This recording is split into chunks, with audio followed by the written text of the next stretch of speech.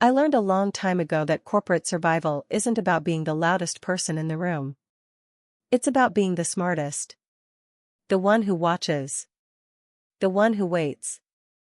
The one who documents everything. My name is Marlene Chen, and I've been the operations manager at Vanguard Tech Solutions for 8 years. 8 years of building processes, mentoring team members, and keeping our department running like a well-oiled machine. I wasn't flashy. I didn't play politics. I just did my job exceptionally well, and that was always enough. Until Diana Rothmore joined our company. Diana came in as the new director of operations, technically my boss, with a resume that looked impressive on paper. She had worked at 3 Fortune 500 companies, each stint lasting about 18 months. That should have been my first red flag, but I was willing to give her the benefit of the doubt. Maybe she was ambitious. Maybe she was climbing the ladder. I've never been one to judge someone before getting to know them. Her first week, Diana called a department meeting. She stood at the head of the conference room in her designer suit, her smile sharp as broken glass. Welcome to the new era of operations, everyone.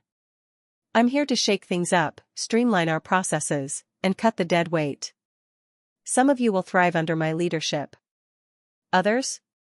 Well, let's just say you'll need to prove your value. I watched my team shift uncomfortably in their seats. These were good people. Dedicated people. Jordan Martinez, our systems analyst who had saved us from 3 separate data breaches. Priya Venkatasan, our logistics coordinator who had reduced our shipping errors by 67%. Marcus Kim, our junior manager who had been working 70-hour weeks to implement our new inventory system. Dead weight? Hardly. After the meeting, Diana pulled me aside. Her perfume was overwhelming, something expensive and aggressive. Marlene, right?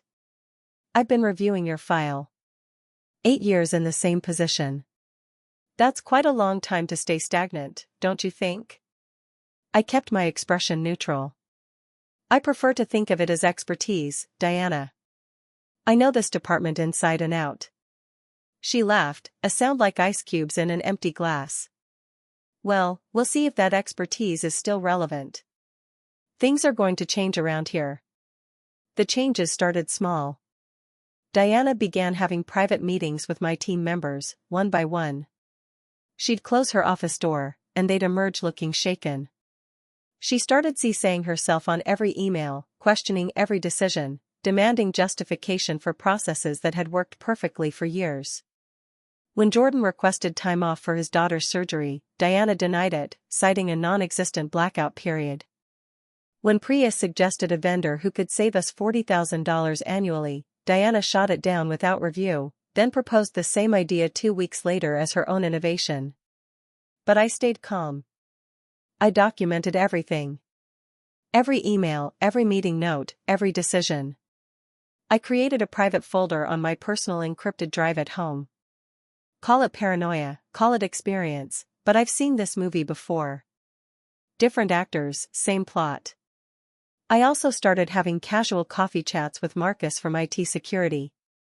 We'd been friends for years, and he'd mentioned their new camera system covered more areas than most people realized, including some interesting blind spot eliminations in the administrative wing. 3 months in, Diana made her first major move. She announced a restructuring. We need to be leaner, more efficient. I'm eliminating redundant positions and consolidating responsibilities. 5 people from my team. 5 talented, dedicated professionals. Gone. And their work? Dumped on the remaining staff, who were already stretched thin. I went to Diana's office. These weren't redundant positions. These people were carrying critical functions. We're going to have gaps in coverage, missed deadlines, quality issues. She didn't even look up from her computer. Then the remaining team will need to work harder. Or maybe you're not managing them effectively, Marlene. Maybe that's the real problem. I felt something cold settle in my chest. Not anger. Calculation. I see. I'll do my best to make it work. I'm sure you will. After all, you've been here 8 years. You must be very adaptable. The next 2 months were brutal. My team was drowning, working nights and weekends. I was right there with them, but it wasn't enough. Diana continued to undermine us. She'd promise clients deliverables without consulting us on timelines. She'd change priorities daily, making it impossible to complete anything. And she'd document every tiny failure, every missed deadline she herself had created. I kept documenting too. Every unreasonable demand. Every moved goalpost. Every impossible deadline. Then I discovered something interesting. Our company had recently updated its security protocols after a minor data breach at our sister company. As part of the update, all C-level and director-level employees were required to use two-factor authentication and could never, under any circumstances, share login credentials. The policy was crystal clear, buried in page 47 of our updated employee handbook. Violation was grounds for immediate termination. I knew this because I had helped draft the operations section of that handbook. Diana, however, had a problem with the new system.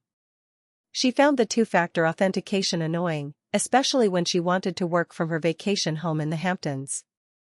I overheard her complaining to her assistant, Jessica. "This two-factor nonsense is ridiculous. I can't get anything done when I'm traveling. There has to be a workaround." 2 weeks later, I came back from lunch to find Diana at my desk. She looked startled when she saw me. "Oh, Marlene. I was just looking for those Q3 reports. They're in the shared drive, Diana." "Like always. Why are you at my desk?" She straightened up, her expression hardening. "I don't appreciate the interrogation. I'm your supervisor. I can access any workspace I need to. But I noticed my computer screen was on, showing my email. I always locked my screen when I left my desk. Always." I felt that cold calculation again. I didn't say anything. I just smiled and sat down. After she left, I checked my recently accessed files. Someone had been in my personnel management system. The system where I could access employment records, update statuses, and yes, process terminations. I immediately called IT security. Not Marcus, not yet, but the official line. I reported a potential security breach at my workstation. They sent someone up within 20 minutes. "Miss Chen, we're showing your credentials were used to access the HR system at 1:13 p.m. Were you logged in at that time?" "No. I was at lunch from 12:30 to 1:30. I always lock my screen." The technician's expression grew serious. "Then we have a problem. We'll need to investigate this." I also did something else. Something I'd been preparing for. I sent an email to our Chief Financial Officer, Robert Castellano. Robert and I had worked together years ago at a different company, back when he was just a senior accountant and I was a junior analyst. We'd stayed in touch, occasional professional catch-ups, the kind of connection you maintain in case you ever need it. "Robert, I hope this email finds you well. I wanted to flag a concerning pattern I've observed regarding budget allocations and departmental efficiency metrics. Would you have 20 minutes this week for a confidential discussion?" He replied within an hour. "Marlene, always good to hear from you. How about tomorrow at 9 a.m.? My office." The IT investigation moved slowly, as these things do. But Diana's next move came fast. For days after the security incident, I arrived at work to find my entire remaining team in the conference room with Diana and someone from HR. Marcus saw me in the hallway and pulled me aside. "Marlene, I think you need to see this. Diana called an emergency meeting. She's terminating your entire team." My heart stopped. "What? On what grounds?" "Performance issues," she says. "But Marlene, the termination paperwork? It was processed through your login. Yesterday. While you were at that vendor meeting across town." I walked into that conference room with my head high. My team looked devastated. Priya was crying. Jordan looked furious. Marcus just looked betrayed. Diana stood at the head of the table with Cheryl from HR, looking triumphant. "Ah, Marlene. Good of you to join us. I'm sure you're aware of the performance issues we've been experiencing. Unfortunately, I've had to make some difficult decisions. These terminations were processed under my credentials." My voice was steady. Diana's smile was razor-thin. "Yes, well, as operations manager, these decisions flow through your account. That's protocol. That would be true if I had actually logged in to process them. But I was at the Marks and Bender facility yesterday from 9 a.m. until 4 p.m. 60 miles away. With 20 witnesses." The room went silent. Cheryl, the HR rep, looked confused. "Diana, you told me Marlene had processed these and you were just here to deliver the news." Diana's face flushed. Well, Marlene must have processed them earlier. Or remotely. Except I didn't. And IT security is currently investigating unauthorized access to my account from 4 days ago. When you were at my desk, Diana. When you were seen at my desk by 6 different people." Diana's composure cracked. "This is ridiculous. You can't prove anything." "Actually, we can." The voice came from the doorway. Marcus from IT security, but also Robert Castellano and another woman I recognized as Linda Huang, our chief operating officer. Robert stepped into the room. "We've completed our preliminary investigation, Diana. Security footage shows you at Marlene's desk on 3 separate occasions over the past 2 weeks, each time when Marlene was confirmed to be off-site. Keylogger data shows someone manually observed and recorded Marlene's password. And yesterday, IP logs show the termination paperwork was processed from your office computer, using Marlene's stolen credentials." Diana's face went from red to white. I was just trying to streamline the process. The 2-factor authentication was making it impossible to work efficiently." Linda Huang stepped forward. Her expression was granite. "So you violated our security protocols, stole a colleague's login credentials, and attempted to frame her for terminations you processed without authorization. Terminations that weren't even approved by me or by HR. These people were underperforming. Marlene wasn't taking the necessary action, so I had to. You had to commit fraud and potentially expose this company to massive legal liability?" Robert's voice was ice. "Every one of these terminated employees could sue us. Marlene could sue us. And they'd win." I finally spoke. "There's more. Over the past 5 months, Diana has systematically created the appearance of failure in my department. Impossible deadlines, last-minute scope changes, resource denial, all documented. She's also been in contact with Stellar Wave Industries, our largest competitor. I believe she's been feeding them proprietary information about our bids and client strategies." Diana's eyes went wild. "That's a lie. You can't prove that. Your personal cell phone records, which we can subpoena, will prove it. But more importantly, you already confessed to our chief financial officer." Robert pulled out his phone, pressed play. Diana's voice, tinny but clear, from a voicemail she'd left him 2 weeks ago. "Robert, it's Diana. I wanted to give you a heads up that I'm going to need sign-off on some terminations in operations. Marlene's team is dead weight, and honestly, Marlene herself has 1 foot out the door anyway. Once I clear house, I can rebuild with people who understand modern efficiency. People from my network. Actually, I already have a few candidates lined up from Stellar Wave." The silence in that room was deafening. Diana's mouth opened and closed. I didn't mean, it was just a manner of speaking." Linda Huang turned to Cheryl.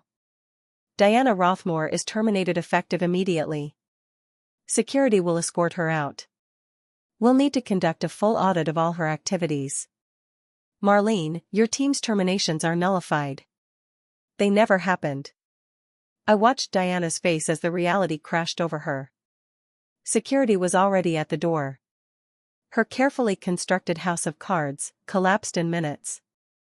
8 years of patience, documentation, and quiet relationship building had paid off in the most spectacular way. No. No, this isn't right. I'm the director. I was fixing this department. Marlene is just some middle manager who's been stagnant for years. Linda looked at her with something like pity. Marlene is the manager who kept this department running despite your sabotage. She's the manager who documented your violations and brought them through proper channels. She's the manager who understood that integrity and patience matter more than politics and ego. You confused her quiet competence for weakness. That was your mistake. As security took Diana's elbow, she turned to look at me. Her face was a mask of shock and rage, the full weight of her destruction finally registering. I didn't gloat. I didn't smile. I simply met her eyes with calm, steady confidence. Diana, I tried to tell you. 8 years wasn't stagnation.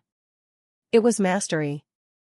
The last thing I saw was her face, frozen in that moment of horrible realization, as security led her out. The door closed behind them with a soft, final click.